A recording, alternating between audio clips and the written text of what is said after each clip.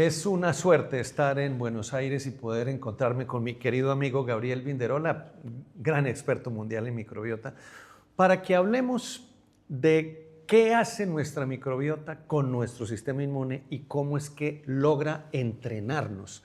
Porque el sistema inmune siempre hablamos de él como un sistema de ataque, pero resulta que es realmente un sistema de tolerancia. Sí. ¿Cómo funcionamos ahí? Sí, yo creo que es más de tolerancia que Que de ataque. Que de ataque. Y sí, el intestino, si uno ve la geografía del intestino, uno ve que de un lado, el lumen, hay microorganismos y del otro lado, separados por una pared, por una única pared, que es el epitelio intestinal, que es una pared de una única línea de células. Uno puede decir, hay solamente una línea de células que separa las bacterias o los microorganismos del sistema inmunológico. Déjame ahí alguna cosa porque esa es la diferencia con la piel. La piel tiene muchas capas. Una gran cantidad, es un epitelio estratificado, muchas capas. El intestino solo una. Es solo una. Y hay, me parece, en términos de cantidad, es una sola capa de células y hay muchísimas más bacterias en el intestino que en la piel, sin desmerecer la piel. Pero, claro, no. Y la piel cambia lugar, cada 28 días, el intestino cada 3 a 5 días. 3 a 5 días, o sea, es una capacidad de recambio. Sí, renovamos el intestino, un intestino nuevo por semana. Por semana. Si los alimentamos bien. Entonces yo tengo las bacterias de un lado y tengo el sistema inmunológico del otro. Y en el intestino más o menos confluye el 70% de nuestro sistema inmunológico. El sistema inmunológico nuestro son esencialmente células. Macrófagos, células dendríticas, linfocitos T, linfocitos B, natural killer, diferentes grupos de células. El 70% está en el intestino. Uno dice, realmente es como un centro de entrenamiento, una escuela o un cuartel. Una universidad. O una universidad. O un, como dice, bueno, dependiendo de lo que uno le gusta, es un lugar donde se va a aprender. Y las que la están entrenando son estas bacterias de la microbiota a través de los metabolitos que produce, a través de fracciones que se liberan. Entonces lo que se está haciendo, el sistema inmunológico se entrena. Y nuestro sistema inmunológico es finito. Las células esas pasan un par de días y se mueren. Entonces las células nuevas van constantemente a entrenarse y después se van a actuar a otros lugares. Van a los pulmones, van a la mucosa vaginal, van a la piel. El intestino es un lugar donde yo tengo la oportunidad de usar a la microbiota para entrenar al sistema inmunológico.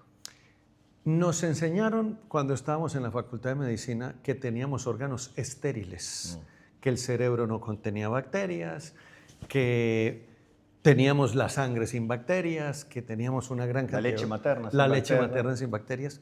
Hoy, con todo el advenimiento de la técnica de la metabolómica particularmente, ¿qué sabemos de este fenómeno? Hoy tenemos qué lugar del cuerpo realmente no tendría bacterias. A ver, la leche humana ya se sabe que tiene cantidad de microorganismos materna, que son los que van a formar la microbiota del bebé. Y después hay una cierta traslocación de microorganismos sana, natural, y en algún momento se habló del microbioma de la sangre, si no tendría una cierta, tal vez no bacterias vivas, pero señales microbianas, y se han encontrado en el cerebro también pedazos de bacterias de la superficie que atraviesan la barrera hematoencefálica e impactan con las microglías, las neuronas ahí, es decir, estamos como embebidos, no estamos solo recubiertos, parece que estamos como embebidos en restos microbianos. Todas estas células nuestras están siendo entrenadas, están en contacto con microorganismos. Y por ahí la limitante es las técnicas para ir a estudiarlas, porque se necesitan, cuando uno toma una muestra biológica se puede contaminar con muchas cosas. Entonces uno dice, ¿realmente lo que yo detecté estaba ahí o es una contaminación del procedimiento? Esa es un poco la... Pero cada vez es muy difícil mantener a los microorganismos a raya, porque pueden meterse por cualquier por lado. todos lados. Pero la evidencia está mostrando hoy, con el advenimiento de nuevas pandemias de enfermedades neurodegenerativas que no existían, con la multiplicación de enfermedades cutáneas que las vemos, que eran una rareza como la rosácea y que hoy todo el mundo la padece, la propia dermatitis atópica. Hay una gran cantidad de alteraciones y otra que tiene que ver con el envejecimiento precoz. Nos empiezan a mostrar que evidentemente tantos años de utilizar antibióticos indiscriminadamente, que ya lo hemos dicho, se necesitan, no vamos a establecer una doctrina contra los antibióticos. Rebelarnos contra los antibióticos. No, se necesitan. Podrían estar en la base de la aparición de estos trastornos que antes no teníamos. Sí. ¿Cuál es lo que han encontrado ustedes en su grupo de investigación sobre eso? Esto se puede ver muchos son estudios de asociación. El consumo de antibióticos se asocia con pero la asociación no es causalidad.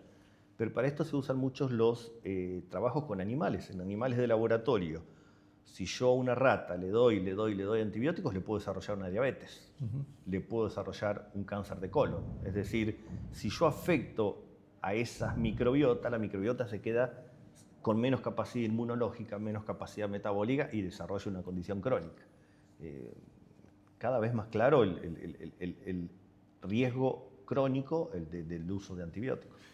Y lo otro que también ha venido cambiando con el advenimiento de nuevos estilos de vida es que tenemos elementos de base de nuestra biología. pH, porque tú eres químico y hoy sabemos que, por ejemplo, el pH de la piel, que tiene que ser ácido, cuando lo modificamos, modificaría la microbiota, y lo mismo pasa en el intestino.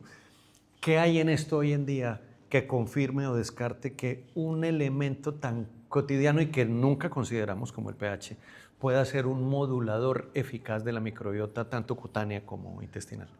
De la cutánea no sé tanto, pero de la intestinal, la forma de modificar el pH otra vez es con la alimentación, porque la fibra de los alimentos, cuando es fermentada, produce ácido láctico, puede ser, sí, acético, butírico, propiónico, son todos ácidos que van a mantener, al bajar el pH, pasan varias cosas. No pueden crecer los microorganismos patógenos, Escherichia coli, Klebsiella, no les gusta el pH ácido, se van a morir. Y entonces es una forma de mantener ese ecosistema saludable. Otra herramienta que usamos también es el agua con limón, que es baratísima y que le va a permitir también a nuestro sistema gastrointestinal tener una base para que eso se mantenga. Y a partir de allí, entonces, viene la perspectiva de usar probióticos. Cuando usamos probióticos después del cambio de estilo de vida y todo lo que hemos dicho con la alimentación, ¿cuánto tiempo deberíamos dar un probiótico? ¿Cómo se debería suministrar? A ver, hay indicaciones muy claras. Por ejemplo, un probiótico para enterocolitis necrotizante se da desde el nacimiento del prematuro hasta que abandona el hospital. Ahí está claro. Un probiótico para prevenir diarrea por antibióticos se da desde que se empieza con el antibiótico, todo el curso del antibiótico más 2 semanas más. Es una indicación clara. Ahora, probiótico para dolor abdominal funcional. Lactobacillus rhamnosus, GG, tiene mucha evidencia para dolor abdominal funcional. Los estudios clínicos se hicieron por 4 meses, porque los estudios clínicos tienen que tener un principio y un fin. Yo no puedo hacer un estudio clínico para toda la vida porque sería insostenible. Entonces, durante los 4 meses que las personas dentro del estudio clínico consumieron Lactobacillus rhamnosus, tenían menor dolor abdominal funcional. Ahora en la vida real, un gastroenterólogo que va a administrar un rhamnosus para el dolor abdominal funcional, ¿lo tiene que dar solo en esos 4 meses? ¿O la práctica clínica le dice, mirá, si la persona venía bien, puede seguir consumiéndolo? Entonces, muchas veces donde termina la evidencia, empieza la práctica clínica, la experiencia de la persona, sabiendo que no hay ningún riesgo de consumir un probiótico a largo plazo. Entonces, depende de la condición. Hay condiciones muy claras, tienen un principio y un fin, y hay condiciones donde dice, che, mirá, yo estoy viendo la mejora, o en dermatitis atópica, lo que hacen ustedes. La persona lo venía consumiendo ya 20 años de dermatitis atópica, probó de todo, no le funcionó. Empezó con un probiótico, 2 meses, 3 meses. Tiene que dejar, y si la persona lo puede sostener, después podrán empezar, bueno, dejamos un tiempo, ahí ya empieza volvemos, si la cuestión vuelve, ahí empieza el olfato de ustedes, pero no hay ninguna evidencia para decir hay que descansar. No, el cuerpo no se cansa el sistema inmune se va entrenando y hay que mantener muchas veces ese entrenamiento. Entonces hoy los que nos están escuchando, que son médicos y los que sin ser médicos están muy interesados en el tema, la gente dice, bueno, ¿y entonces cuál es el mecanismo de acción de un probiótico? ¿Por qué funciona? ¿Qué se sabe de eso? Pueden haber varios, en algunos está muy demostrado, en otros no tanto. Tiene que ver con, primero, ocupar nichos ecológicos para que no lo ocupe un patógeno. El intestino es un ecosistema donde si yo entro en cumplir esta función, no la va a cumplir otra. Otra es la estimulación del sistema inmunológico, otra es la producción de compuestos antimicrobianos contra los patógenos, otra es Lactobacillus rhamnosus, se conoce que produce una proteína P50 que también genera las respuestas antiinflamatorias de la cascada del NF-κB, es algo muy, muy específico. Pero no es un único mecanismo de acción. En el intestino pasan de todas cosas y puede pasar un poco de todo. Cuando una persona se toma un probiótico y le hacen un estudio de muestra de materia fecal a las varias horas o a los varios días, ¿qué se va a encontrar? ¿Se puede observar una modificación? Sí, puede encontrar que aumenta. Generalmente se ve que lo que di aumenta un poco en heces. Okay. Yo soy un poco escéptico de eso, porque a mí me parece que si yo lo encuentro en heces, es porque pasó de largo y no interaccionó con el sistema inmune. Yo esperaría que ingrese en la placa de Peyer e interaccione con el sistema inmunológico. Pero puede pasar todo. Puede pasar que el probiótico se multiplique en el intestino, parte interacciona con el sistema inmune y parte sale en materia fecal. O sea, que sale en la materia fecal, lo puede interpretar como quiera.